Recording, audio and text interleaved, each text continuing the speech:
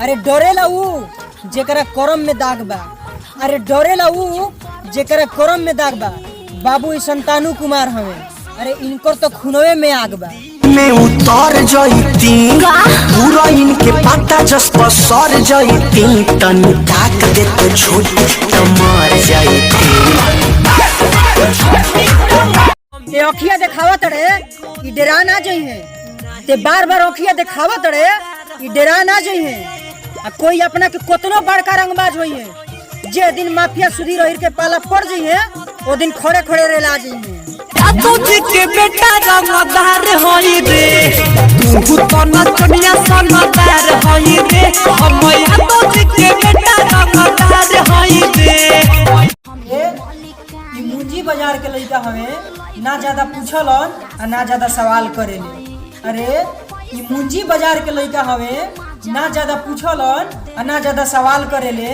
कि रवि यादव जहाँ जाले सीधे बवाल करेले।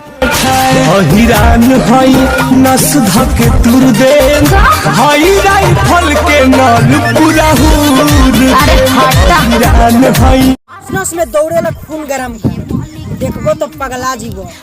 अरे नस नस में दौड़ेला खून गरम का देखबो तो पगला जीवो।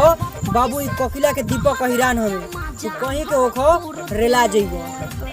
हिरान हई नस धके तुर दे हई राइफल के नल पूरा हुर। अरे अखिया नीचे करके चल ना तो गरम भट्टी में झोंक दी है। अरे तनी अखिया नीचे करके चल ना तो गरम भट्टी में झोंक दी है। अरे बाबू ई इमादपुर के छोटू सम्राट हवे। अरे बबुआ ई इमादपुर के छोटू सम्राट हवे सार दीने दहाड़े ठोक दी है।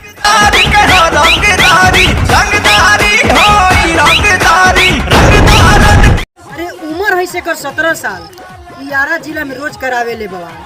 अरे उम्र है से कर 17 साल यारा जिला में रोज करावे ले बवाल।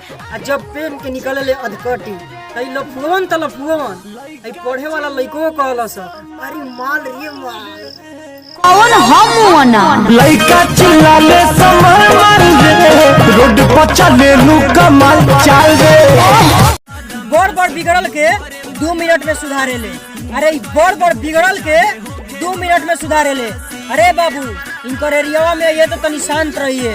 अरे बाबू इनकर एरियावा में ये तो तनी शांत रहिए न तो चंदन या तो हसन बाजार वालू दौड़ा दौड़ा के मारे ले। जी जितना कमाले उससे ज्यादा हमरा सर पाई नाम बा तोहर पापा जी।